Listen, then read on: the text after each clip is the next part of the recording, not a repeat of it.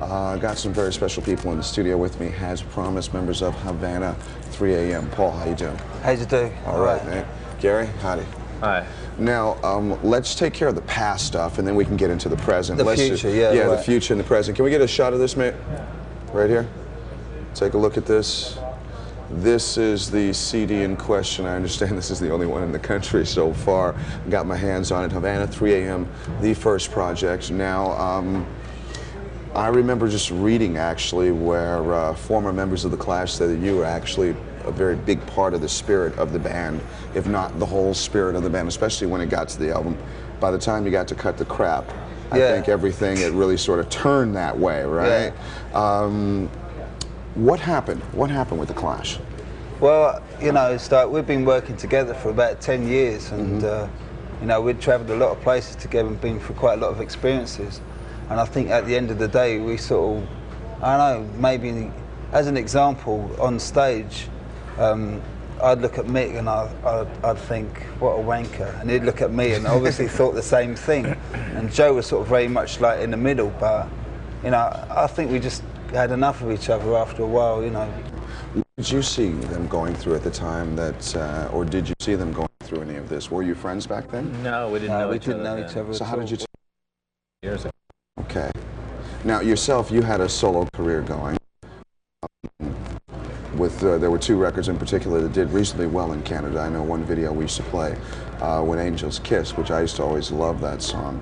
How does a young man from God knows where, Texas? From Dallas, Texas. From Dallas? Okay, meet up with this expatriate and criminal. It was a mere fluke.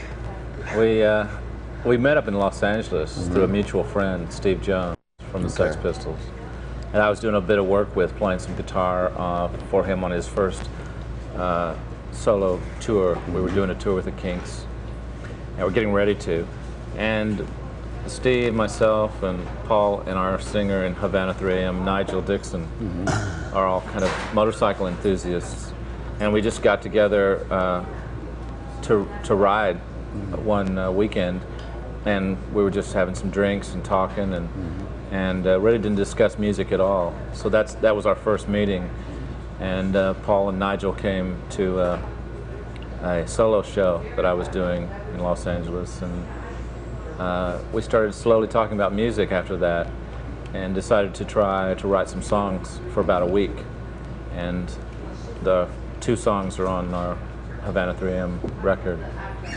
So it turned out well. We just kind of continued from that point on. So it wasn't musical from the beginning, though? It was just... No, it was strictly motorcycles. But the motorcycle thing was just something that we enjoyed, you know. It wasn't sort of like the major deal. It was like, well, you know, this is good fun. I mean, for me, it's, you know, like after the Clash, I got involved with painting pictures, and like, you know, having a motorcycle was a good contrast. It was something like a bit of excitement, which is sort of the essential things of having a motorcycle. You can live in a small town, but if you've got a motorcycle, you can actually go somewhere and it's not travel. You know, not something we want to put a lot of emphasis on. It's just something we enjoy. You know? Yeah. Now, musically, the structure of Havana 3 is a bit different from what both of you are doing, really. But we want it to be fresh, you know, so we tried to combine some new elements that we thought hadn't really been combined before. Now, who are the other members of the band? Because they're not here. Yeah, we have this guy called Nigel Dixon. He used to be in a group called Whirlwind, and we've got somebody called Travis Williams, who's a drummer who we got out of a music paper. Out of the back, we put an advert in, and we actually used that in the Clash to get hold of Topper, and it seemed like a good proven method. So we tried it again, and that's how we got our drummer, you know. Melody maker.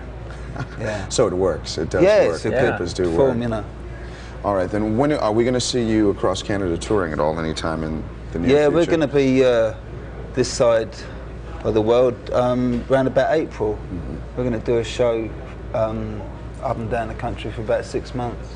I mean, 6 months, 6 weeks, sorry. What am I saying? It may turn out to be 6 months. Yeah, you never know. Another sentence. Yeah. All right, thank you very much for stopping by. I really appreciate it. Okay, thanks. And do bring everybody back in, and we're looking forward to seeing this live, because all the reviews I've read are just great. You did open up some bad shows, I understand. Yeah, Mick phoned up and said, "Oi, Paul, do you want to do some shows with us?" And I said, "Piss off." And no, I didn't. I said, "Yeah, all right, yeah." So we did some shows. It was good fun, you know. It was interesting for the audience to see two ex-members of the Clash, and also novelty value, you know. But well, I mean, now you can put all that stuff behind you now that you have this. Once again, a shot of this. This is Havana 3 a.m. the very first video on Muchmusic in stereo. Look forward to it.